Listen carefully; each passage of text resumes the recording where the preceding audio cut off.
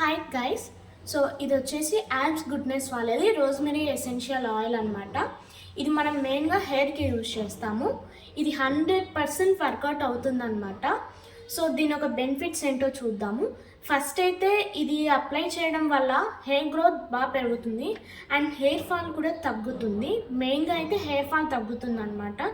And అలాగే మనకు stress ఉంటుంది. ఈ ఆయిల్ అప్లై చేయడం వల్ల స్ట్రెస్ అనేది పోతుంది అనమాట. సో నేను 100% నా హానెస్ట్ రివ్యూ అనమాట. ఇది వచ్చేసి నేను ఈ ప్రోడక్ట్ని 2 to 3 months నుంచి వాడుతున్నాను.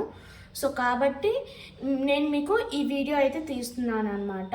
సో చాలా బాగా వర్కౌట్ అవుతుందండి. దీన్ని ఎలా యూస్ చేయాలి అనేది మీకు ఇప్పుడు చూపిస్తాను.